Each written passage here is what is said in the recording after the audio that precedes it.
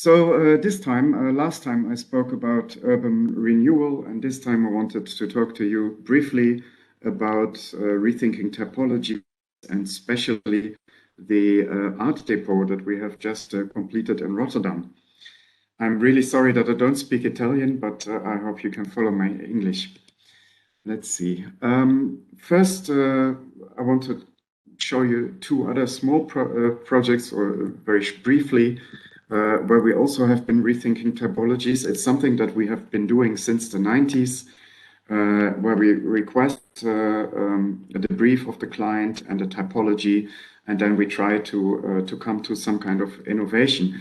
For example, this building in Amsterdam, the Silodam, which was designed and built in the 90s, we felt that this really big volume would put quite some pressure on the neighborhood if you would have 500 people with the same demographic background.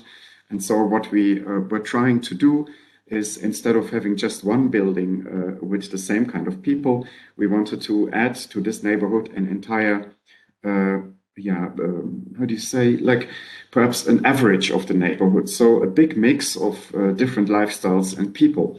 So we made this diagram where you can see that we have all kinds of different lifestyles, senior housing, studios for students, very big villas, family homes, but also social housing, all mixed together in one building. And that actually ended up being a community. The facade we designed in a way that you also see these different typologies behind this facade. And I think it's very important that we don't impose one group on a neighborhood, that we are trying to always have different lifestyles in one building. We think it's important because society in the end will benefit if we mix the population rather than that we live in separation or even apartheid from each other. Also in Market Hall in Rotterdam in 2014, we have tried to reinvent a typology. The market, which is usually a building, you have much more of those market halls in Italy than we do. They're usually quite cheaply built, quite often in steel and wood.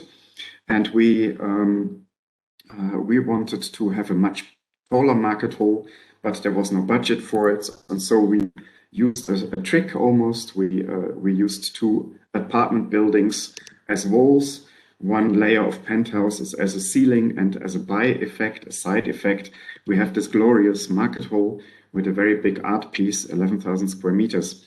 So inside the market, you have 100 stands where you can buy food, but also 18 restaurants are in the hall. And then it is arched over by this apartment building and a large basement with car parking. And you can live in Market Hall and you can actually see into the market.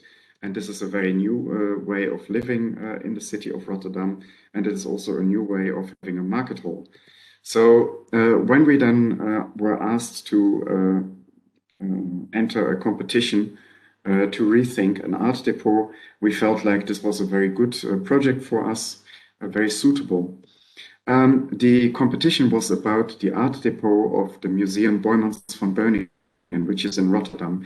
It is a museum which is very holistic. It has lots of objects from the Stone Age until modern art. It has furniture, it has objects, it has sketches, it has paintings, and so on.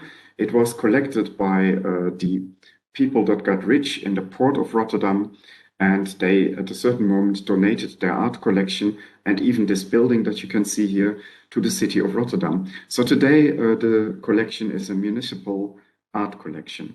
The building is old, it's from the 1930s, and it is at a very low point in the city of Rotterdam, which is below sea level, and there were always problems with water. The building has basements, but the basements are not very watertight.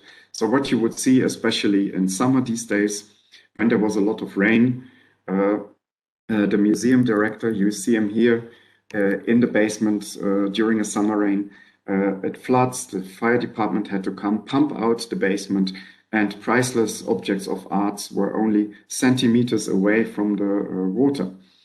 On the left side, you see one of the most famous paintings of Museum Boijmans van Beuningen, which is of course also very interesting for architects. It's by Bruegel, the Tower of Babylon. Well, what a museum would normally do and what the city of Rotterdam wanted to do, they wanted to build a box to keep the art safe. This storage should contain 151 objects, but the museum director felt that it would be a bad thing to put the art collection into suburbia and close it off. He had a very different vision. But you see, art depots usually are these kind of buildings. They look like prisons. They don't need windows. They have big fences around them. It's all very secured because the value inside is immense. However, the director, Charles X, thought that the 151,000 art pieces he can never show. So only 4% of the entire collection would ever be visible to the public, and 96% would always be in a depot. And he wanted to have 100% available for the people of Rotterdam. So he was dreaming to have an open art depot for the people of Rotterdam. Now, the city didn't have the money for it, but he was very lucky and he found a foundation that gave him the money. And the foundation said, as a condition, you have to build this new public art depot in a surrounding of 200 meters around the old museum. Now, the only place where we could do this was the park right next to the museum, which was designed by Rem Koolhaas and Yves Brunier. A very difficult location. Nobody really wanted to build a building there, but we entered the competition against 3 other architects, and we had to deal with this site. Here you see the site. It is surrounded by lots of neighbors. First, we had to leave an axis of culture, but also for cycling. And then they asked us to put 15,400 square meters of program onto the site. No basement because it's very, very wet there. So you see it's a massive building, really big to house all the art. And for the competition, there was a financial aspect, which is always a bit nasty in a competition, of course. But if we would be above budget, we would be disqualified. So we started with a dream first. We would come with something that looks like a table, symbolizing safety of the water. So you would bring the art up onto a level, and even if the country would flood, the art would be safe. But that was way too expensive, so we couldn't do it. At a certain moment, we dumped down our design until we only sent in this box, and even that one was too expensive. We did then an analysis, what are the most expensive parts of the buildings? Obviously the air conditioning, 7 different climate zones. So, but we couldn't save on that. But also the facade in a very high security because inside 7 billion euro worth of art. So super strong concrete. But here we could actually save some money by making it a cylinder. And the cylinder was really fantastic because suddenly there was some budget left. So we could also make it look like a sculpture in the garden. We minimized the footprint of the building. We maximized the roof. We gave it an elegant shape. And also suddenly there was no more backside. So we could be polite to all the neighbors. We have a big panoramic roof terrace. And as you can see here, you can see around it, and the neighbors all have the same view. It would look like a sculpture in the garden.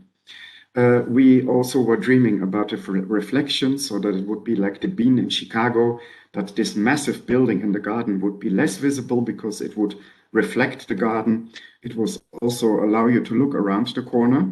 It would also dissolve towards the top because you have then the sky as a reflection. And at night, you could then see inside in the few windows that actually the building does have. We had a lot of protest against the removal of the trees. So the trees were not harmed. They were actually replanted elsewhere in the city. And we promised that we would put new trees on top of the roof. So that was very good. After that, the protest stopped. And here is how we then envisioned and also how we won the competition for Boijmans van Beuningen. You see the sculpture in the garden that you can approach. You see yourself, you see the garden. If you are inside, you see that it is not a museum, but it is an art depot. You can walk in spontaneously. You can also book a tour. And the moment you go in, you see a lot of art in storage. One big atrium filled with art pieces. that you can see. You can, in advance, you can go onto the website of the depot and you can make a rendezvous with an art piece, or you can do it all spontaneously, however you want. So into the big painting depots, you need to have a tour guide. You can go there with 14 people for 10 minutes. After that, the air conditioning needs to be better and the light needs to go out so that the art doesn't suffer. But as you can see, the guide can tell you exactly, show you exactly the art piece that you have ordered. So that was the general idea. It is an art depot, not a museum, so you will be seeing how art has been shipped and put in crates, how the museum is testing displays for the real museum, how people are renovating art. You will be able to see the people that are normally invisible in the museum at work. So for them, it's a big lifestyle change. They were always behind the stage, if you want, and now they have to work in front of public. On the top, there's a restaurant and a sculpture garden with birch trees, as you can see here, very beautiful. And this is how we basically won the competition. And then we were able to build it. We poured it on site. The first lower levels, there is also on the ground floor, there is no art, so that if the city ever floods, there would be no damage to the art. The art only starts at 8 meters height. And then in the higher regions, we worked with prefab concrete. The black, as you can see here, is insulation, because the building is one big fridge. It has a BREEAM label, so it's for a building that has so heavy air conditioning, it's not even that bad. And then we started to clad it with the mirror. As you can see here, already you see you look towards the east and you can see the sunset in the west in the reflection with the skyline of Rotterdam. And here you see the reflection of the museum. It's now almost done. We gave it to the museum, and the museum then first needed 6 months to dry the building so that the air conditioning is working. And at this moment, they are busy to move in the art. And for this period of 6 months, until they open in November, the building is closed.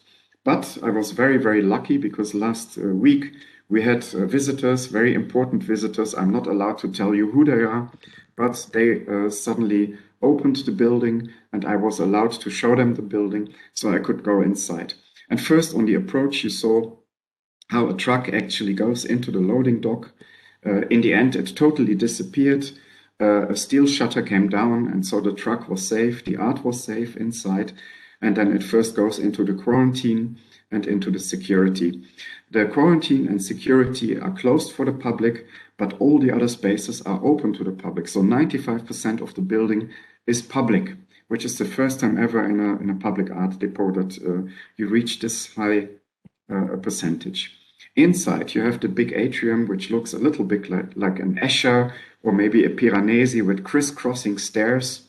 You see that it's not all the art yet in here. You see no art yet, but you see how the natural light comes in from the top. You can walk around the atrium on every level. There is also a really big art elevator that brings the art into this atrium. And you see on both sides windows, and the windows show you the access to the depots. Interesting is that it's not only the art collection of the museum, but also private art collections. For example, a big telephone company has put its art collection into the depot, and they will also open this art collection for the public, which is nice, because this private art collection is really wonderful. Now here you see into one of the object depots. You can walk there around, and while you walk there, suddenly people come with a huge Mondrian painting. You see that here. They ask you to step back, but then you can follow them into the painting depot and see how they hang it up. Here you see one of the depots for art pieces, objects. You see lots of Marys up there in the shelf and other art pieces. So it's like a treasure room. It's really, really fantastic what it does. You see the strangest objects. You see furniture, art pieces. Also here, for example, we were attracted to this art piece, which looks like an airplane and also a person, a man and a woman. A very strange object it was, and you don't know who is the artist if you don't know too much about art.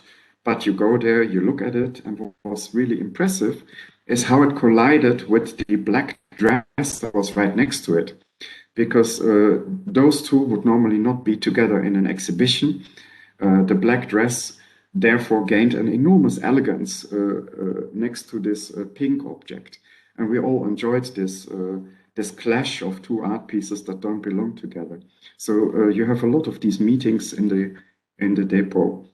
Well, one of the guests was very interesting to see this art, and here you see one of the people of the museum who are allowed to actually touch the art, removing the protective cover and showing that there was a car underneath that is an art piece, which is made like a couch of soft leather, very, very beautiful. And the guests were very excited to be able to see this. And then you go into the painting depots and you see so many paintings in one go. It's not even full yet, but there is an abundance that hits you.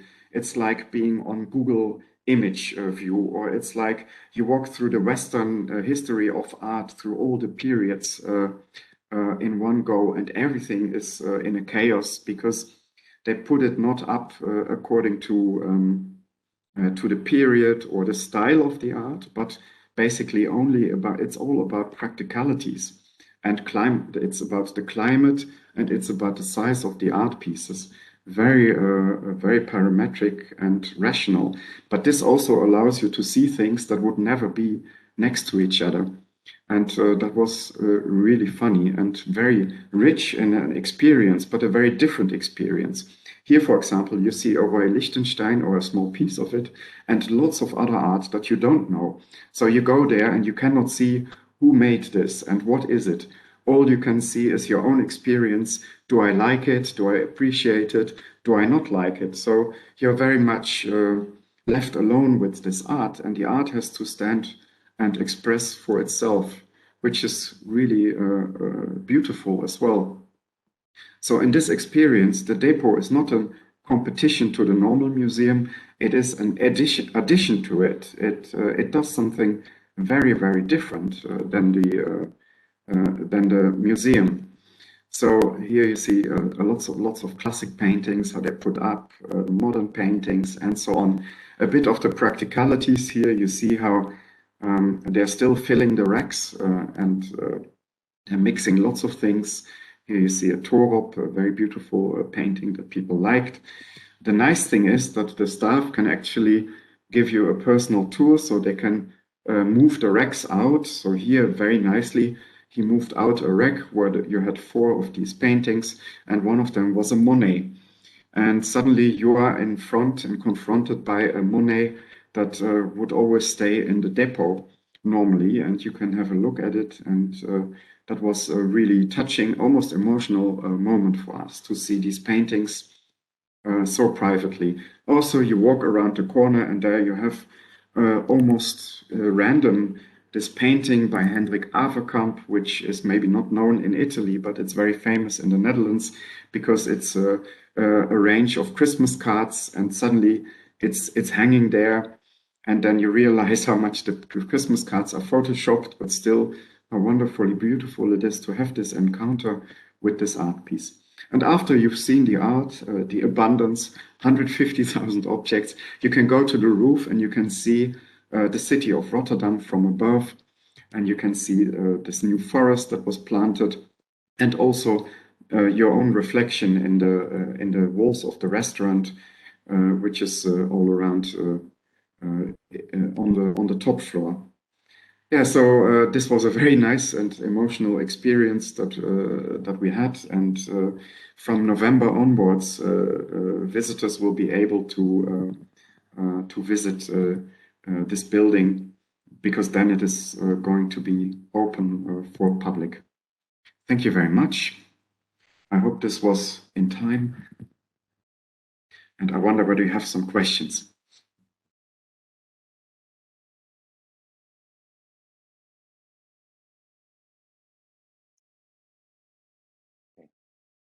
Thank you, Jan.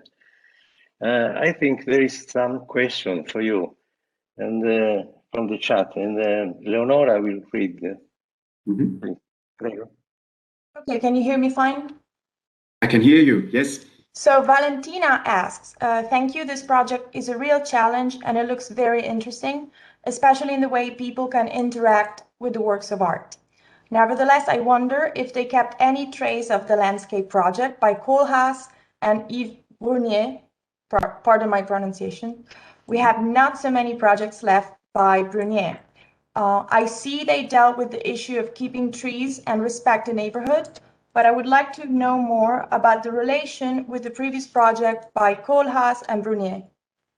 Yes, the place where the depot is built used to be the entrance. The park by Yves Brunier and Koolhaas is a series of gardens. And one of the gardens was changed. The rest of the park is not touched and not changed. And there was a big debate whether this was fine.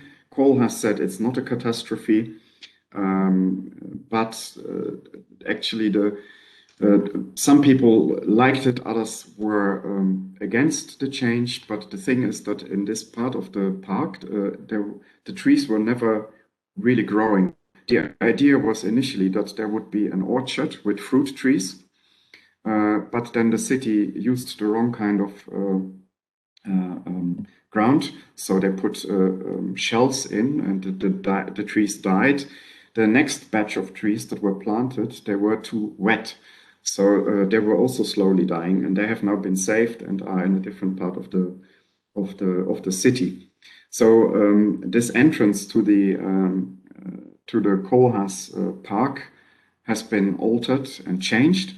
Also, we made the park bigger, so a street was removed, and a landscape from England. I just lost the name, but they actually made the park a little bit bigger, so that we don't lose any greenery. But it was quite a different and challenging project to build in this park, and of course, it's never very grateful to destroy somebody else's work in this way. But it was the only location that the city had given. Thank you, Yang. Thank you. I believe that answered Valentina's question. There's one more, if you have 5 minutes for us. Sure. Okay, so Patricia Cupeiro Lopez asks, the strategy of the trees was really clever. People has been heard, and that's always important. Very thoughtful project and very nice results. That's how museums work. It's nice to have people there to visit, so they realize all the works and care that it takes and how curators and museum staff put on their collections. It wasn't a question as much as a comment, sorry. But there is another question from Santo Giunta, University of Palermo. He wonders whether you are familiar with the Sala del Dubbio in Palazzo Abatellis by Carlo Scarpa. I don't know where that is, though. No, I'm sorry. I'm familiar with the Soanes Museum in London, maybe you know that, where you also have a rich abundance of art put together, but it's more sorted. Whereas in the depot, the art is really put in terms of practicality, because it's not a museum. And I think this really is a very new way of looking at art. And I was a bit ashamed, because I must say that the more classical art for me worked much better in this surrounding, whereas some of the modern art looked a bit like a charity shop.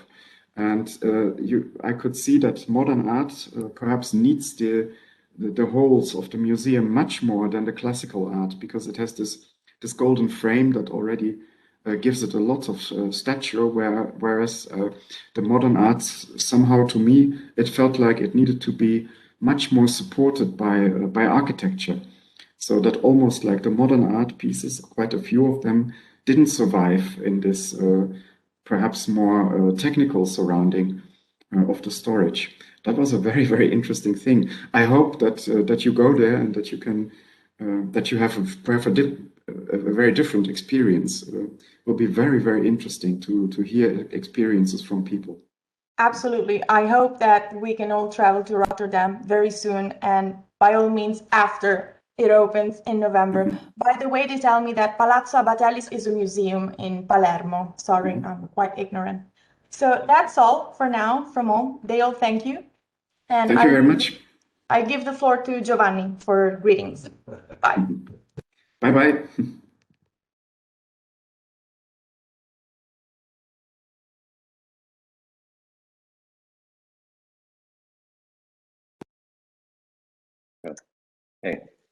Non so se c'è ancora Jan. Thank you, Jan. Thank you for your presentation. And I hope to see you next time for another meeting live in Camerino, in our city. Thank you very much. Thank you.